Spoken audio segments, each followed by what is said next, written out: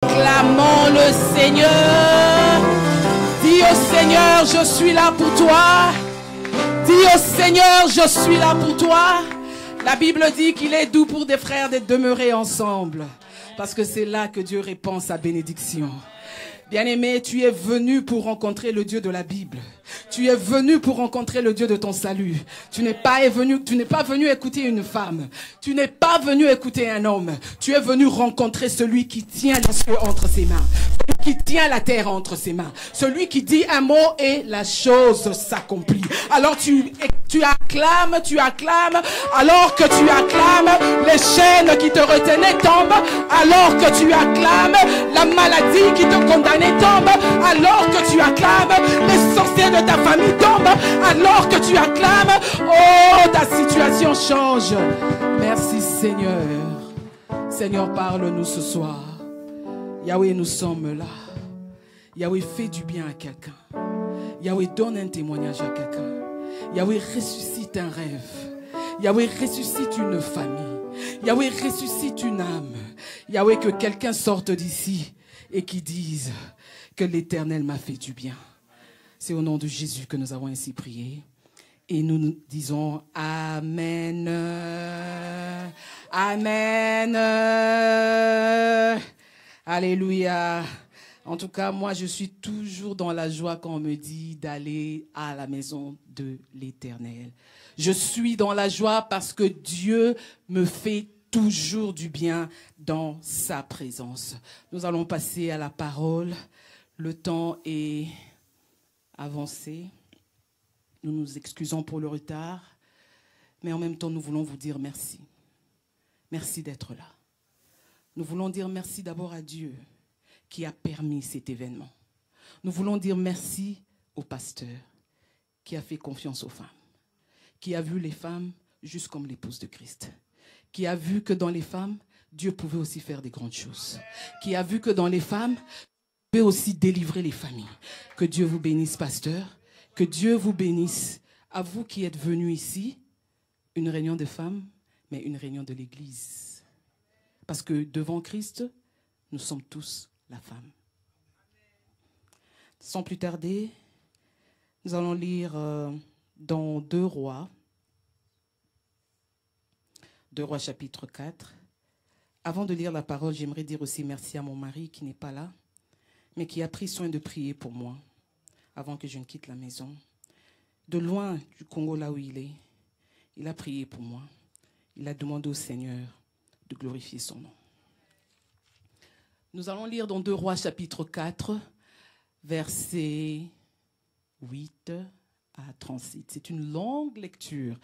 Je me suis débattue, faut-il couper, faut-il... Non, nous allons tout lire. Par la grâce de Dieu, nous allons sortir d'ici 19h. All right.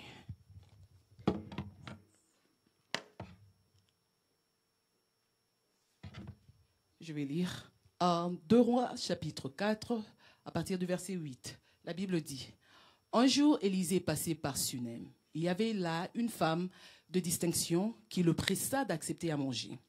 Et toutes les fois qu'il passait, il se rendait chez elle pour manger. Elle dit à son mari: voici, je sais que cet homme qui passe toujours chez nous est un saint homme de Dieu. Faisons une petite chambre haute avec des murs et mettons pour lui un lit, une table, un siège et un chandelier, afin qu'il s'y retire quand il viendra chez nous. Élisée, étant revenu à Sunem, se retira dans la chambre haute et y coucha. Il dit à Géasi, son serviteur, et elle se présenta devant lui. Et Élisée dit à Géasi, dis-lui, voici, tu nous as montré tout cet empressement. Que peut-on faire pour toi? faut-il parler pour toi au roi ou au chef de l'armée? Elle répondit, j'habite au milieu de mon peuple. Et il dit, que faire pour elle? Géasi répondit, elle n'a point de fils et son mari est vieux. Retenez ce verset. Elle n'a point de fils et son mari est vieux. Et il dit, appelle-la. Géasi l'appela et elle se présenta à la porte. Élisée lui dit, à cette même époque, l'année prochaine, tu embrasseras un fils. Et elle dit, non, mon Seigneur, homme de Dieu, ne trompe pas ta servante. Cette femme devint enceinte et elle enfanta un fils à la même époque, l'année suivante, comme Élisée lui avait dit. L'enfant grandit et un jour qu'il était allé trouver son père vers les moissonneurs, il dit à son père, ma tête, ma tête. Le père dit à son serviteur, porte-le à sa mère.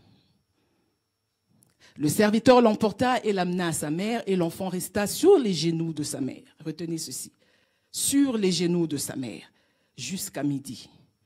Puis il mourut. On continue. Elle monta, le coucha sur le lit de l'homme de Dieu, ferma la porte sur lui et sortit. Elle appela son mari et dit, envoie-moi, je te prie, un des serviteurs et une des ânesses. Je veux aller en hâte vers l'homme de Dieu et je reviendrai. Et il dit, pourquoi veux-tu aller aujourd'hui vers lui? Ce n'est ni nouvelle lune, ni sabbat. Elle répondit, tout va bien. Puis elle fit seller l'ânesse et dit à son serviteur, mène et pars, ne m'arrête pas en route sans que je ne te le dise. Elle partit donc et se rendit vers l'homme de Dieu sur la montagne du Carmel. L'homme de Dieu l'ayant aperçu de loin dit à Géasi, son serviteur, voici cette Sunamite. Maintenant on court donc à sa rencontre et dit-lui, te portes-tu bien? Ton mari et ton enfant se portent-ils bien? Elle répondit, bien. Et dès qu'elle fut arrivée auprès de l'homme de Dieu sur la montagne, elle embrassa ses pieds. Géasi s'approcha pour la repousser, mais l'homme de Dieu dit, laisse-la, car son âme est dans l'amertume. Et l'Éternel me l'a cachée et ne me l'a point fait connaître. Alors elle dit, ai-je demandé un fils à mon Seigneur? N'ai-je pas dit, ne me trompe pas? Et Élisée dit à Géasi, saint terrain, prends mon bâton dans ta main et pars. Si tu rencontres quelqu'un, ne le salue pas. Et si quelqu'un te salue, ne lui réponds pas. Tu mettras mon bâton sur le visage de l'enfant. La mère de l'enfant dit, l'Éternel est vivant et ton âme est vivante. Je ne quitterai point. Il se leva et la suivit. Géasi les avait dévancés et il avait mis le bâton sur le visage de l'enfant, mais il n'eut ni voix ni signe d'attention. Il s'en retourna à la rencontre d'Élisée et lui rapporta la chose, en disant, l'enfant ne s'est pas réveillé. Lorsque Élisée arriva dans la maison, voici l'enfant était mort, couché sur son lit. Élisée entra et ferma la porte sur eux deux et pria l'Éternel. Il monta et se coucha sur l'enfant. Il mit sa bouche sur sa bouche, ses yeux sur ses yeux, ses mains sur ses mains. Et il s'étendit sur l'enfant et la chair de l'enfant se réchauffa. Élisée s'éloigna, alla çà et là par la maison, puis remonta et s'étendit sur l'enfant. Et l'enfant éternua 7 fois et il ouvrit les yeux. Élisée appela Géasi et dit, appelle cette Sunamite. Géasi l'appela et elle vint vers Élisée qui dit, prends ton fils. Elle alla se jeter à ses pieds et se prosterna contre terre. Elle prit son fils et sortit. Amen. On va lire un texte additionnel, c'est vraiment juste un verset. Romains 10, 17.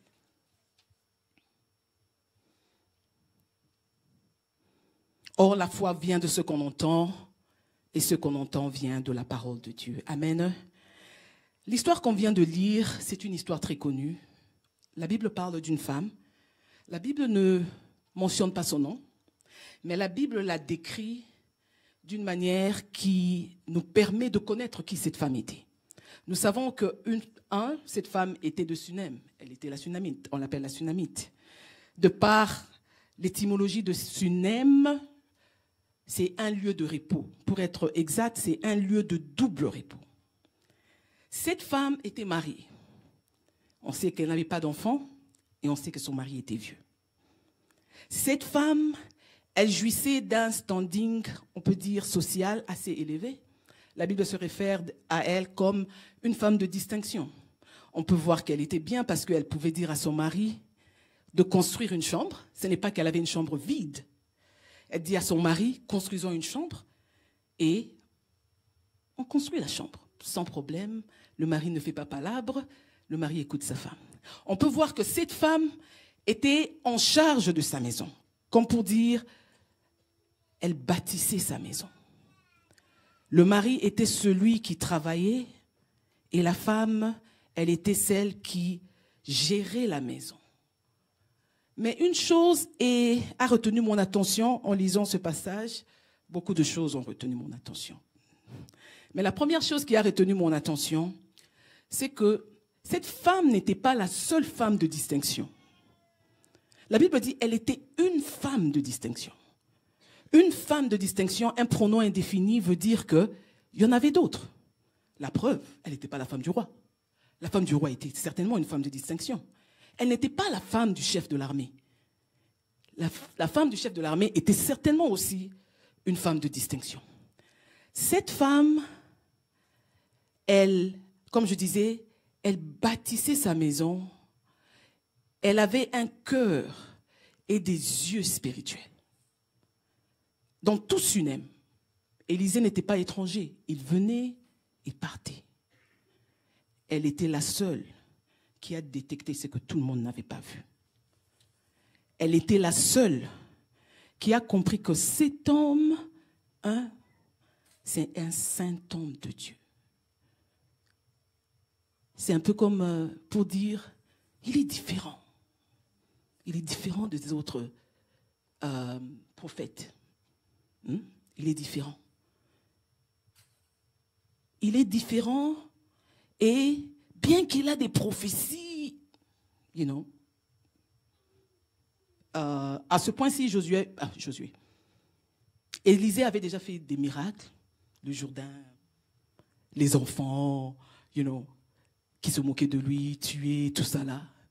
Donc Élisée, c'était déjà quelqu'un qui était établi comme prophète. Mais cette femme a dit non. Il y a quelque chose de différent ici. C'est vrai, il vient. La Bible dit qu'elle a insisté pour donner à manger. Hospitalité temporaire. Donne à manger, l'homme de Dieu est content, l'homme de Dieu part. Mais elle dit non. Cet homme ici, c'est un SDF, comme on dit chez nous au Congo. Son domicile fixe. Quand il vient à Sunem, il n'a pas d'adresse. Il a certainement un endroit où manger, parce que j'insiste pour qu'elle vienne. Et l'homme de Dieu a accepté mon invitation. Il vient tout le temps pour manger. Mais aujourd'hui, il dort chez maman Amazon. Demain, il dort chez maman Judith. Et puis après, c'est chez maman Nanou. Donnons-lui une adresse. Donnons-lui une adresse. Donnons-lui une stabilité. Donnons-lui un endroit où si les gens viennent à Sunem, c'est là qu'on peut trouver l'homme de Dieu. On fait la chambre, on met le lit, on met la table, on met le chandelier, on met la chaise. Pour dire que la chambre là, c'était pas seulement pour dormir. La chambre là, si Élisée veut se réveiller la nuit, quand Dieu lui donne des révélations, il peut s'asseoir, écrire, il peut travailler. Donc, elle a mis l'homme de Dieu à l'aise pour faire son ministère. Elle n'attendait rien en retour. L'homme de Dieu touché. Qu'est-ce que je peux faire pour cette femme? Appelez-lui, appelez-la. Qu'on parle pour toi au roi? Chef de l'armée? I'm good. Je suis une femme parmi mon peuple. Je suis OK dans ma situation. J'ai accepté ma situation telle qu'elle. Mon mari me met à l'aise. Mon mari me fait confiance. Parce que, voyons-nous, cette femme a demandé qu'on fasse une chambre à un homme célibataire. Toi, femme mariée. Le mari n'a pas posé de questions. Le mari avait confiance en elle. Le mari de la femme sage. Le mari avait confiance au jugement de sa femme. Le mari n'a pas constaté, il n'a pas vu qu'il y avait quelque chose de différent. Mais il y a des choses, quand quelqu'un constate, il te le fait savoir, tu dis, ah, au fait, tu as raison. Tu as raison. Le mari avait confiance en elle. Cette femme a mis l'homme de Dieu tellement à l'aise que c'est comme si l'homme de Dieu lui devait maintenant quelque chose en retour. Bien-aimé, les besoins, ou je dirais, la générosité, l'hospitalité, ce n'est pas toujours parce que quelqu'un a demandé. Cette femme, ce que la Bible ne dit pas, c'est que cette femme était très prophétique. Elle voyait ce que tout le monde ne voyait pas. Très prophétique. Il y a quelque chose de différent. Je n'attends rien en matériel. Je suis OK. Du côté de la maternité, ah, laissez-la. Laissez. L'homme de Dieu dit non, on doit faire quelque chose pour toi. Elle dit non, je suis OK. L'homme de Dieu reste. Vous savez, elle a tellement mis l'homme de Dieu à l'aise que ça commençait à tourmenter l'homme de Dieu. Il dit à son serviteur, qu'est-ce que je peux faire? Posez-vous la question. Toi, Élisée qui voit, toi qui peux dire demain à 7 heures, les prix de la nourriture va baisser. Mais tu ne vois pas que cette femme n'a pas d'enfant? L'homme de Dieu est homme avant d'être homme de Dieu. Dieu révèle ce qu'il veut, à qui il veut, quand il veut, comme il veut. Dieu peut choisir, même si c'est toi le prophète, Dieu peut choisir de révéler à quelqu'un, un individu quelconque, comme j'aime le dire. Un individu quelconque voit quelque chose que le prophète n'a pas vu. Ce n'est pas parce que tu es prophète que tu as l'autonomie de tout voir. Son serviteur lui dit, elle n'a pas de fils, mais j'aime la suite. Son mari est vieux. Gardez ça dans votre back packet. Son mari est vieux. On va y revenir. L'homme de Dieu vient. Appelle-moi, rappelle-la, qu'elle revienne. On la rappelle. Cette fois-là, quand elle revient, ce n'est plus Géasi qui fait l'interprète. Ce n'est plus Géasi qui fait l'intermédiaire. La première fois, quand il fallait parler au roi ou au chef de l'armée, c'est Élisée qui parlait à Géasi et Géasi parlait à la femme. La deuxième fois, c'est l'homme de Dieu directement qui a parlé à la femme. Et si vous avez bien vu ce qu'on avait lu, il n'y avait pas ainsi dit l'Éternel. Il n'y avait pas ainsi dit l'Éternel. J'aimerais dire à quelqu'un en passant, toi qui cherches toujours qu'on te dise ainsi dit l'Éternel, avant que tu croies que la parole vient de Dieu, tu rates beaucoup de choses. Parce que Dieu, il est celui qui confirme la parole de ses serviteurs. Cette femme a mis l'homme de Dieu à l'aise, au point que l'homme de Dieu a dit, je ne peux pas partir comme ça. Je dois lui faire du bien. Et demain, pas demain, l'année prochaine, à la même époque, tu auras un fils. Écoutez la réaction de la femme. Ne me trompe pas. Et je dis, mais ça c'est l'impolitesse. Tu parles à Géasi, et plutôt, tu parles à Élisée. Ce n'est pas Géasi. Tu parles à Élisée. Et tu lui dis de ne pas te tromper. Quand est-ce qu'Élisée a trompé quelqu'un?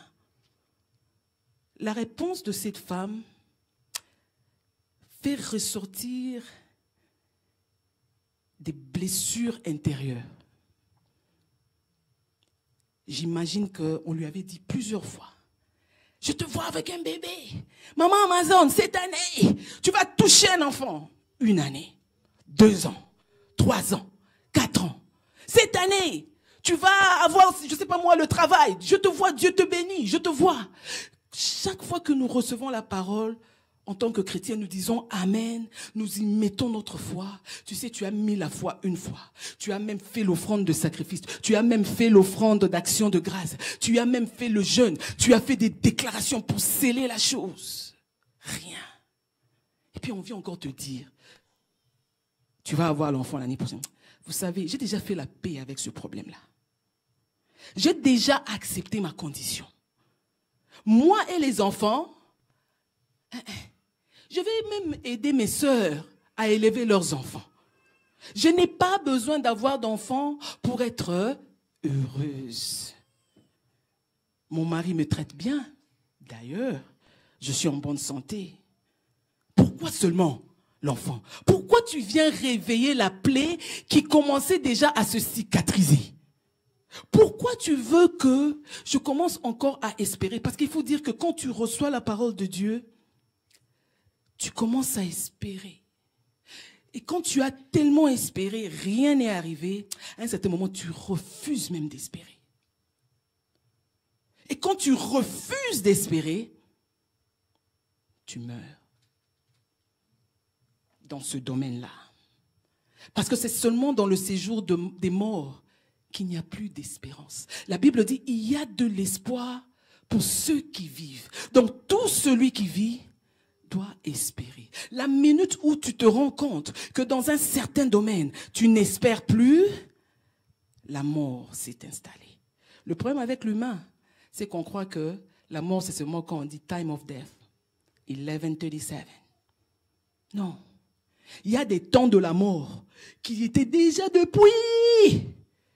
Mais toi-même, tu ne sais pas. Tu ne te rends pas compte que la mort s'est déjà installée.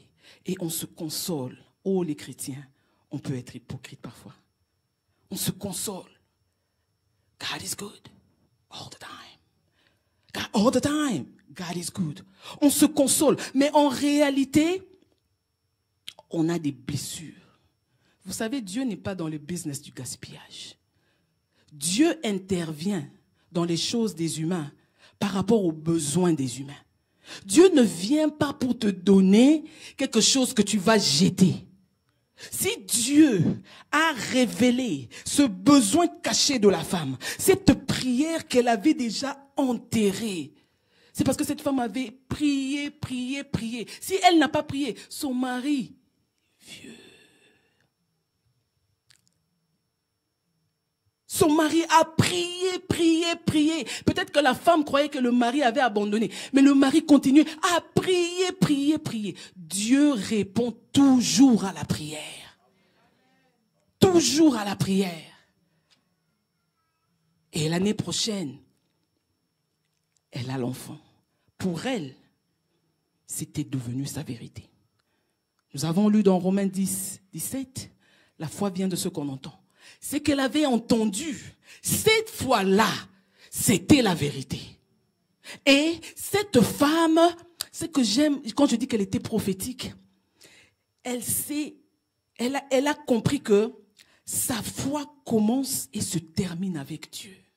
Quand Dieu te donne une vérité, tu restes sur cette vérité, quel que soit ce qui va arriver après. La Bible dit, l'enfant commence à grandir. Il n'était pas aussi grand que ça, mais il commence à grandir.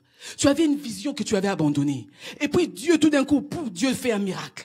Oh, le miracle est là. Dieu est bon. Et puis quand les choses commencent à s'asseoir, quand l'enfant commence à grandir, on dit que l'enfant a suivi son père qui était en train de travailler avec les moissonneurs. Donc l'enfant est arrivé à un point où on pouvait compter sur lui. On pouvait commencer à penser à la relève. Quand maintenant tu commences à voir que le projet là commence à évoluer, oh, ça commence à prendre de la forme. Bang! Ma tête. Eh, ça vient d'où? Ma tête. L'enfant pleure ma tête. Ah, ce papa, j'aime ce papa. Vraiment un homme sage. Qui est venu avec la révélation de l'enfant? La femme. Qui gère la maison? La femme. Elle dit à son serviteur, amenez-le chez sa maman. Parce que il y a toujours une sentinelle. Dans toute chose, il y a toujours une sentinelle. Que Dieu nous donne les yeux spirituels pour comprendre que dans cette affaire ici, non, c'est pas moi. Ce n'est pas que ça change qui je suis. Mais dans cette affaire ici, non, ça c'est le domaine de maman Nanon. Ça c'est maman Chimène, pas moi. Reconnaître la grâce de l'autre. Le papa dit, Amenez l'enfant chez la maman. On amène l'enfant chez la maman et l'enfant dort sur les genoux. Midi.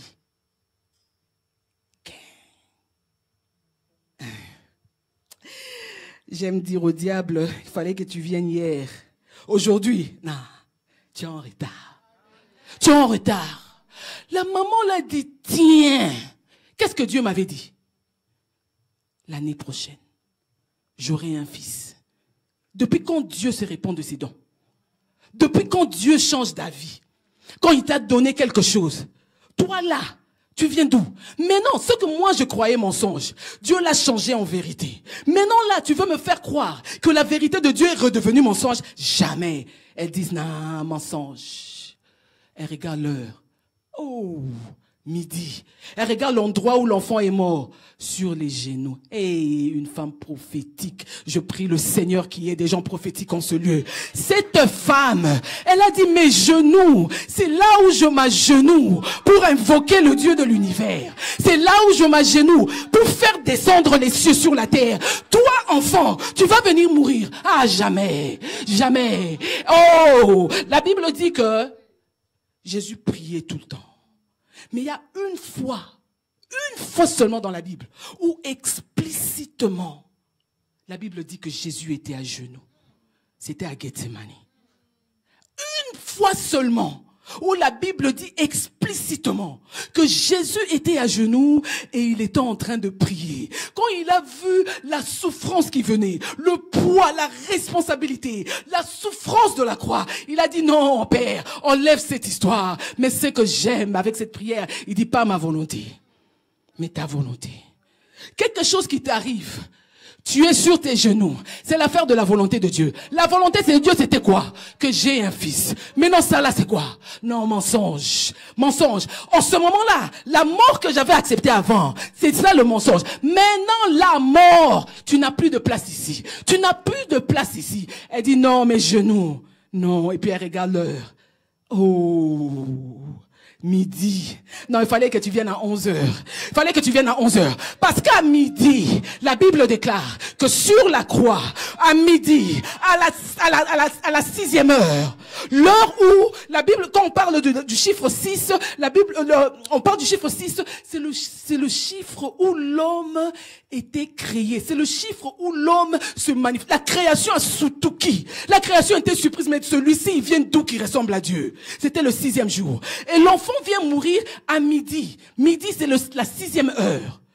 L'enfant ne peut pas mourir à midi. Parce que à midi, là, il y a eu les ténèbres. La mort qui vient à midi, ce n'est pas la mort, ça annonce la résurrection. Quand à midi, je suis sur la croix, il n'y a plus de ténèbres, il y a les ténèbres partout.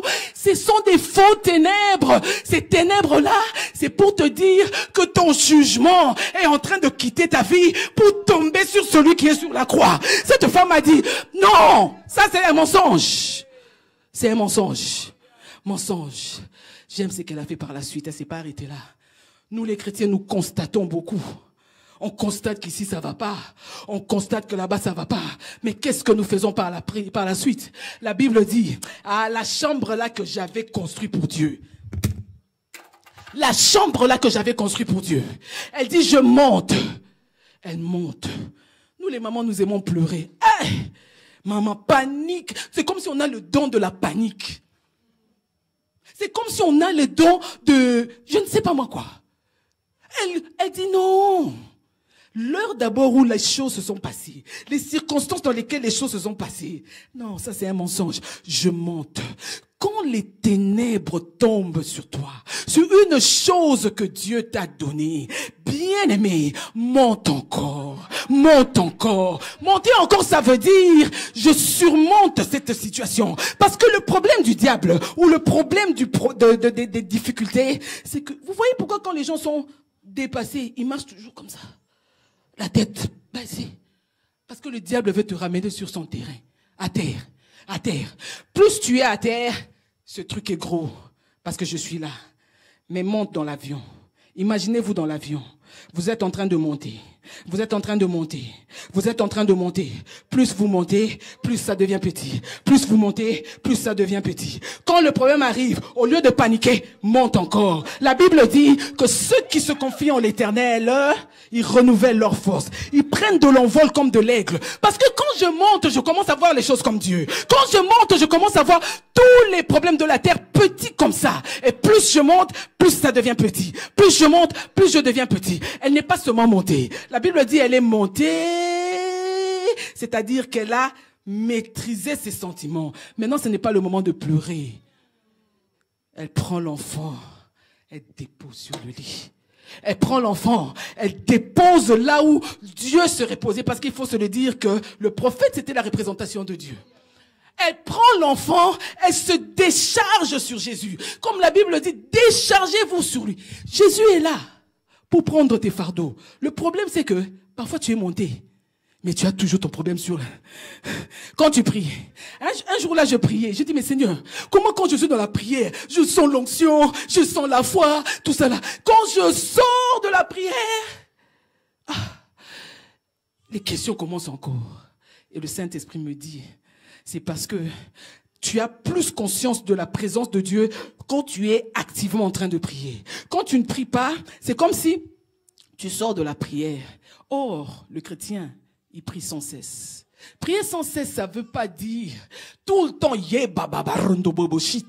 non, que ton esprit reste connecté, que ton esprit reste connecté. Je viens là dans la présence de Dieu, je dépose l'enfant sur le lit, là où Dieu dort, là où Dieu se repose. Jésus, je t'ai mis à l'aise ici, à l'aise ici. Le diable croit que tu vas pleurer, tu commences à chanter. Le diable croit que tu vas pleurer, tu commences à adorer, tu déposes l'enfant. Et quand elle a déposé l'enfant, la Bible dit elle a fermé la porte. Bien-aimé, sache sécuriser ce qui est à toi. Ce que Dieu t'a donné, rassure-toi que c'est en sécurité. Parce que quand la Bible parle de l'ivraie et du blé, tu as bien planté ton blé. Mais la Bible dit que la nuit, quand il dormait, le diable est venu, il a planté. Le problème, c'est quoi? Tu es monté, c'est bien. Tu as déposé, c'est bien. Mais tu as laissé la porte ouverte. Tu as laissé la porte ouverte. Alors le diable, dès que toi tu sors de la chambre, le diable vient. Il achève ce qu'il avait commencé. Cette femme a fermé la porte. Maintenant, quand elle ferme la porte, la Bible dit, elle sort. Sors de ta zone de confort. Sors de ta zone de confort. Oh, la prière, c'est seulement le dimanche. Toi, tu pries seulement dimanche. Quand on quitte ici dimanche à 12h, Dieu va te voir dimanche prochain à 10h. Ou bien, tu pries seulement quand ce sont les heures de prière.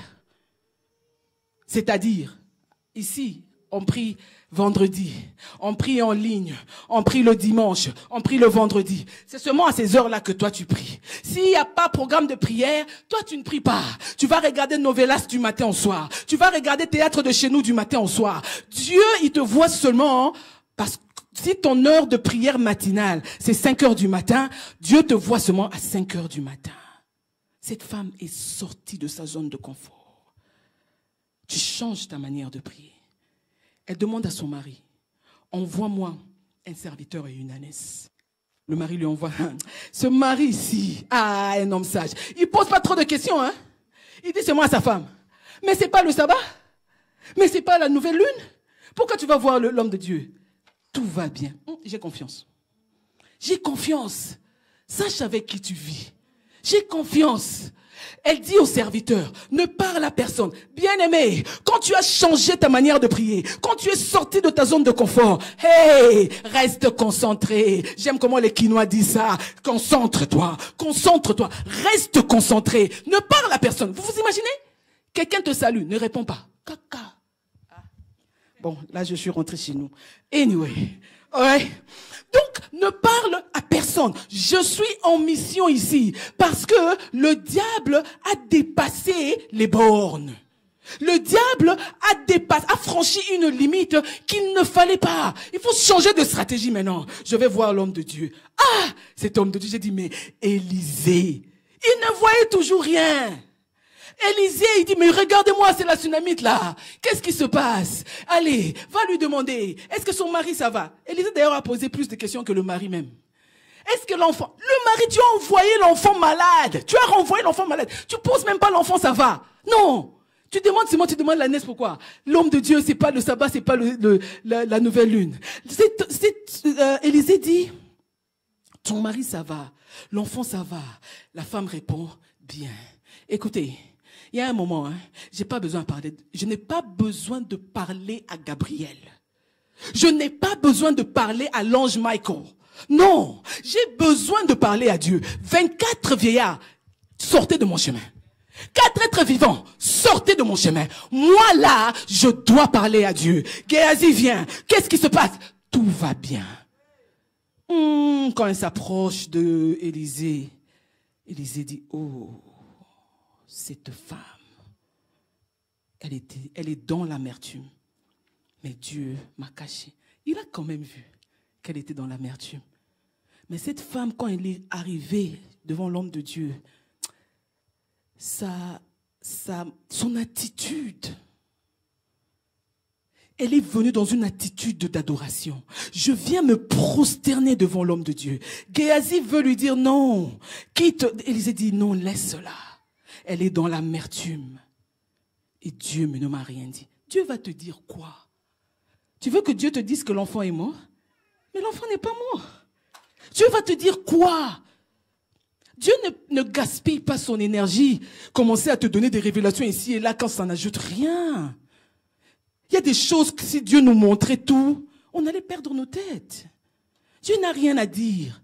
Parce que là-bas, as far as God is concerned, all is well. Tout va bien à la maison. Tout va bien. Cette femme dit à Élisée, ne t'ai-je pas dit de ne pas me mentir? Vous allez dire, oh non, elle a perdu la foi. Non, elle n'a pas perdu la foi. Quand je te disais de ne pas me mentir, c'est parce que je croyais qu'avoir les enfants était un mensonge. Mais tu m'as démontré que c'était la vérité. Maintenant, ce que je vois là, c'est quoi? Il n'y a pas match. Qu'est-ce qui se passe ici maintenant? Élisée, il donne le bâton à Géasi. Va mettre sur l'enfant. Vous savez, il y a des choses, tu as besoin de Dieu lui-même. Le miracle ici, le miracle a un nom. Il y a des choses que seul pasteur Aimé va faire. Même si tu vas demander à maman Amazon de prier avec toi 80 jours, rien ne va arriver. Ce n'est pas parce que tu as le bâton d'Élisée que tu peux opérer des miracles comme Élisée. Ce miracle-là avait un nom. Ce miracle-là avait un vecteur qui était Élisée. Cette femme l'avait compris. Alors elle dit à Élisée, je ne te laisse pas tranquille. Oh. Moi, j'avais déjà abandonné cette histoire d'avoir les enfants. Tu es venu réveiller quelque chose en moi. Tu es venu réveiller ma foi. Aujourd'hui, qu'est-ce qui se passe? Je ne te laisse pas. J'aime ce qu'elle dit à l'homme de Dieu. L'Éternel est vivant et ton âme est vivante. Bien-aimé, il y a prière et prière. Il y a prière et prière. Il y a des prières quand tu fais. Dieu ne peut pas rester indifférent. Tu pries avec ton âme. Tu pries avec ton cœur. Parce que le grand problème du chrétien, c'est quoi? Ce n'est pas qu'on ne connaît pas la parole. Ce n'est pas qu'on ne prie pas. Mais le problème, c'est que tu pries et tu t'inquiètes. Tu pries et ton âme, qui est censée être le sandwich entre le pain d'au-dessus et le pain d'en bas, l'âme est en train maintenant de bloquer l'action de l'esprit. Parce que tu n'es pas à l'aise. Tu n'es pas stable. Tu n'es pas calme. Si ton âme est vivante, la même âme qui a été touchée par mon hospitalité, au point d'insister pour me donner un fils que j'avais déjà abandonné, le fils que j'avais déjà laissé tomber. Cette âme-là qui était touchée au point de me bénir, c'est cette âme-là qui va aller vers le Dieu de ton salut pour dire à ce Dieu de me ramener mon fils. Alors là, je sais que l'Éternel est vivant, mais ton âme aussi doit rester vivante. Parce qu'en ce moment-ci, je n'ai pas besoin de prière palabre. Je n'ai pas besoin de faire du bruit. J'aime souvent dire, on ne prie pas dans la précipitation. En lingala, j'aime le dire en lingala. On ne prie pas dans la précipitation. On vient pas ici. Non, non, non, non, non, non, non, non, non. Même si je parle vite, bien-aimé, Ezana Loyengeti, je ne prie pas dans la précipitation. Tu vas chez l'Éternel et tu pries avec ton cœur. Élisée vient. La Bible dit, il vient, il monte dans la chambre, il trouve l'enfant endormi sur son lit, il trouve l'enfant couché sur son lit, il ferme la porte. Il y a des choses que Dieu va faire. La femme est restée dehors. Hein. Et puis, non, non, non, non, non, non, non, non. Parce que quand tu commences à faire, vous savez, il y a certaines compassions qui n'aident pas. Si cette femme avait paniqué quand l'enfant était mort, toutes les servantes, vraiment, comment Dieu peut faire des choses comme ça? Comment Dieu peut donner l'enfant et puis mourir, et puis l'enfant mourir? Comment? Maintenant, comment là? Ça risque de t'enlever la foi que tu as. Il y a des moments où tu dois fermer la porte à tout ce qui peut entacher ta foi. Élisée a fermé la porte. Elle a dit, maintenant c'est entre Dieu et moi. Quand j'avais parlé là, qui avait confirmé ma parole? Quand j'avais parlé que cette femme aura un fils, qui avait confirmé ma parole si ce n'est toi le Dieu de l'univers? La Bible dit, il monte sur l'enfant. J'aime la couverture. Hey, bouche sur la bouche. La Bible, vous savez, quand vous lisez la Bible, demandez au Saint-Esprit de vous ouvrir les yeux sur les petits détails. Et la Bible dit que les yeux d'Élisée sur les yeux de l'enfant. La bouche d'Élisée sur la bouche de l'enfant. Et les mains d'Élisée sur les mains de l'enfant. Donc, au commencement, je crois qu'on va me donner un nom de Genèse 1. Au commencement, quand il n'y avait rien, la terre était informe et vide. Il n'y avait rien. Dieu a créé les cieux et la terre. Tout ça là, Dieu voyait ça déjà dans son esprit. Dieu voyait. Quand Dieu voit, Dieu parle. Quand Dieu parle, les mains agissent. C'est-à-dire les actions sont visibles. Élisée a couvert cet enfant de la vision, a couvert cet enfant de la bouche, a couvert cet enfant de main. C'est pour dire un peu, si on rentre maintenant sur le point humain, il y a 5 sens humains. La vue, le toucher, le goût, l'odorat et le 5e c'est quoi? L'ouïe. Merci beaucoup. Élisée a couvert la vue. La bouche, on peut dire qu'il a couvert le taste. Le goût, merci. Le goût. Et les mains, on peut dire qu'il a touché le toucher. Ouais. Mais l'odorat et le nez, Jésus, ça c'est un humain. Il a besoin de ces 5 sens. Tu pries. C'est vrai, tu pries. Il y a quelque chose qui commence à se passer. Parce que l'enfant a commencé à se réchauffer. Mais il n'était pas ressuscité. L'enfant était toujours mort. Il n'y avait encore rien. Il n'était pas...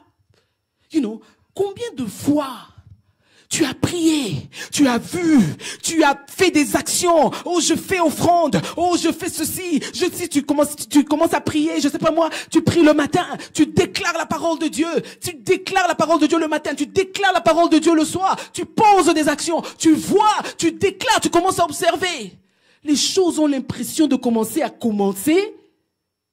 Et puis, il n'y a rien. Élisa a dit, il y a quelque chose qui m'échappe ici. Il y a quelque chose qui m'échappe ici. Il se lève. Il n'y a rien pour rien dans la Bible. Il se lève. Il commence à faire les 100 pas. Il fait les 100 pas. Il fait les 100 pas. La Bible dit, dans Genèse 1-2, que la terre était informe et vide. Les ténèbres couvraient la surface de l'abîme. Et l'Esprit de Dieu se mouvait sur la surface des eaux. Élisée est en train de faire les 100 pas. Et la Bible rajoute que l'Esprit de Dieu sonde toutes choses. Que l'Esprit de Dieu sonde même les profondeurs de Dieu. Donc, il y a un moment où il n'y a que le prophétique qui va te faire sortir de cette histoire. Toi-même, je suis venu te dire que le premier prophète de ta vie, c'est toi-même. Si tu attends que quelqu'un vienne te dire, ainsi dit l'Éternel, tu attendras longtemps. La mort va s'installer et la mort va rester. La Bible dit que Élie a commencé à bouger. C'est comme pour dire, le Saint-Esprit est en train de bouger. Il est en train de sonder. Il va dans la famille de la femme. Qu'est-ce qui se passe là-bas? Pourquoi cette femme se retrouve avec un enfant et puis l'enfant meurt?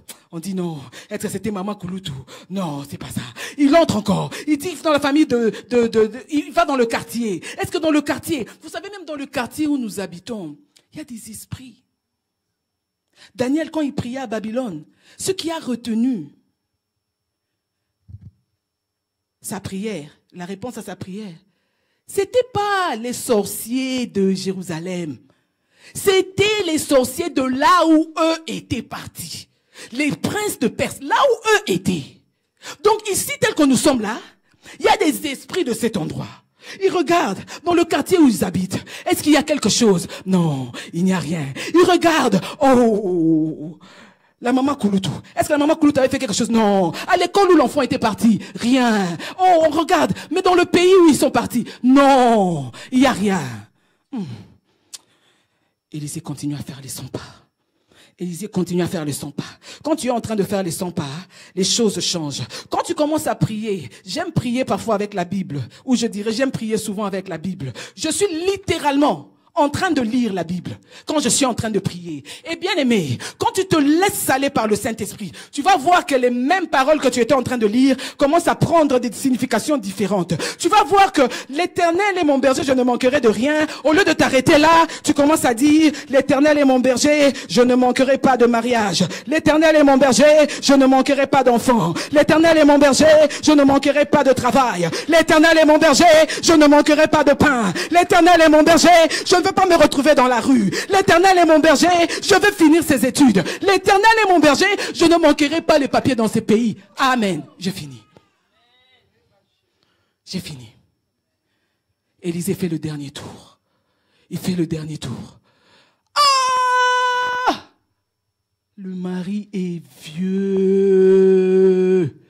Bien-aimé, détrompez-vous.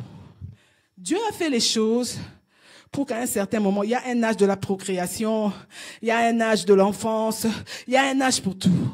Il y a un certain âge où tout le monde là, humain, est censé avoir d'enfants. On dit que c'est comme la nurse qui nous parlait tout à l'heure là, il y a toujours comme des paramètres pour que quelque chose arrive. C'est vrai que la grâce de Dieu, on ne peut pas nier la grâce de Dieu. La grâce de Dieu est là pour te sortir. Dieu peut changer son protocole pour te faire une exception. C'est ça Dieu. Mais l'exception confirme la règle. Ne faisons pas de l'exception la règle. Son mari est vieux. Il y avait une réclamation sur cet homme. Toi là, tu peux avoir argent, oh. Tu peux avoir honneur. Tu peux avoir la notoriété. Tu peux avoir, je ne sais pas moi, maison. Tu peux soutenir l'œuvre de Dieu. Tu peux soutenir ta famille. Mais toi, enfant, rien. Il y avait quelque chose qui était resté unfinished. Il y avait quelque chose qui était resté pas treated. Je ne sais pas comment dire. Quelque chose qui était resté, qu'on n'avait pas address. Qu'on n'avait pas traité. Merci maman. Qu'on n'avait pas traité. On a donné l'enfant. Mais il y avait des réclamations sur cet homme. Cet homme est vieux. Même dans le monde spirituel, on reconnaît que tu es vieux. Quand on te regarde, toi et enfant, non, mensonge. Quand on te regarde, tout crie mensonge, mensonge, mensonge. Voilà pourquoi tu reçois quelque chose de Dieu, mais tu as l'impression que tout le monde est en train de se retourner contre toi. Seigneur, c'est toi qui as donné ou c'est toi qui n'as pas donné? Bien aimé, ce n'est pas la prière seulement de chaque jour-là qui va finir cette affaire. Tu as besoin d'amener le Saint-Esprit dans cette affaire, la révélation dans cette affaire, pour que Dieu maintenant puisse révéler. Maintenant, quand Élisée fait le pas, quand il continue de faire le pas, il voit qu'il y avait une réclamation. Il dit, oh nom de... L'enfant éternue. Atou, atou, atou, atou, atou, 7 fois. Et la science nous dit que quand nous éternuons, au fait, nous dégageons des microbes qui sont dans le nez. Il y avait comme des microbes tu as l'enfant, tu as le cancer, mais asymptomatique. Tu as le cancer. Tu avais accepté la mort. Dans le monde spirituel, on dit non, tu avais déjà accepté la mort. Comment toi maintenant on commence à te voir avec enfant? Mensonge. Maintenant c'est à toi de leur dire, c'est vous qui mentez. Le diable est un menteur. La vérité de Dieu, c'est ma vérité. Quel que soit ce que toi tu fais, ce qui va m'arriver, c'est ce que Dieu a dit de moi. L'enfant a éternué. J'avais dit quoi? Ça avait commencé avec les 3 sens. On ajoute l'odorat. Maintenant quand l'enfant se réveille, quand est-ce qu'on a touché les oreilles de l'enfant? Quand est-ce qu'on a touché les oreilles de l'enfant? Quand Dieu parle, les choses arrivent parce que les choses écoutent. La Bible n'a pas explicitement parlé des oreilles. Mais les oreilles étaient impliquées dans cette affaire. Parce que pour que l'enfant revienne à la vie, il y a quelque chose qui l'a appelé. Il y a une voix qui l'a appelé. L'enfant a entendu une voix. Reviens à la vie. Toi, tu ne peux pas être dans les séjours de mort. Tu ne peux pas être là-bas. Sors d'ici. J'ai envie de dire à quelqu'un, Telita Kumi. Lève-toi. Lève-toi! L'enfant se lève. Maintenant, quand on donne l'enfant à la maman, ce n'était plus le premier enfant. C'était un enfant ressuscité, un enfant de la gloire, un enfant de la gloire. Et la Bible dit que la gloire de la deuxième maison dépassera celle de la première. Écoutez, bien-aimés, tout ce que Dieu te donne doit subir une nouvelle naissance. Bien-aimés, quand on a dit que la femme, ta foi va changer, ceux qui étaient morts à la vie, c'est ce que nous voulons dire. C'est ce que nous voulons dire. Écoutez, si cette femme avait accepté la mort allait s'installer. La mort allait s'installer. Les choses s'installent parce que tu les tolères. Les choses s'installent parce que tu les acceptes. Les choses s'installent parce que tu te déclares vaincu. Et puis tu te contentes d'autre chose. Et tu fais semblant devant tout le monde. Tu fais semblant d'être heureux. Tu fais semblant d'avoir fait la paix avec ce problème. Et pourtant ce problème te ronge toutes les nuits. Oh, ce projet-là. Je suis venu dire à quelqu'un, le projet que tu avais abandonné. Cette histoire que tu avais cru, oh, que Dieu ne va rien faire. Dieu va le faire aujourd'hui. Au moins que tu te lèves, que tu montes, que tu déposes, que tu fermes la porte, que tu sortes, que tu invoques le Dieu de la Bible avec ton cœur et que tu dises, oh Dieu, je ne vais pas m'arrêter jusqu'à ce que les 5 sens reviennent dans cette affaire. Que les 5 sens reviennent dans cette affaire. Quelqu'un va se lever. On n'a pas beaucoup de temps. Le temps est avancé. On doit arrêter. Mais j'aimerais prier avec quelqu'un. J'aimerais prier avec quelqu'un qui n'avait pas réalisé qu'il avait déjà la mort dans sa vie. La mort était déjà dans cette famille. La mort était déjà dans ce foyer. Mais pour eux, la mort, ça s'appelait la stérilité. Pour eux, la mort, ça s'appelait l'immigration. Je ne sais pas pour toi, la mort, ça s'appelle comment? Peut-être que c'est une maladie que tu as acceptée. Peut-être que c'est une situation où tu dis, Dieu ne va plus rien faire. Ah, mais Dieu m'a quand même béni. Nadine, ne sois pas ingrate. Et écoutez, bien aimé, je dis toujours à Dieu, Seigneur, je ne m'attends pas à moins de toi. Seigneur, j'attends toujours plus. J'attends toujours plus. Si moi j'espère 2, Dieu va en faire 3. Si moi j'espère 4, Dieu va en faire 5. J'attends toujours plus de Dieu. J'attends toujours plus de Dieu. Tu élèves ta voix. Tu dis à Dieu, Seigneur, la vie. Je refuse la mort dans cette situation. Je refuse la mort dans ma famille.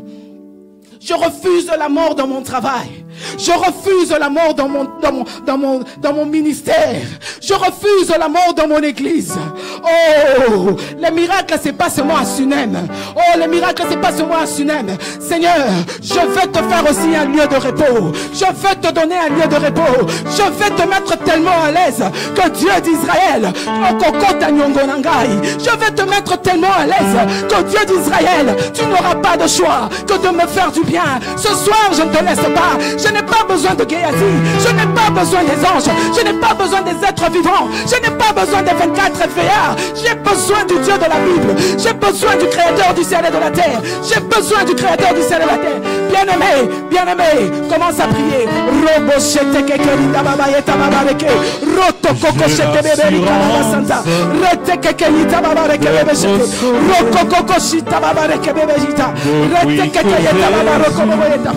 Roboshete kekeita baba. Rotokokoyeta babarika.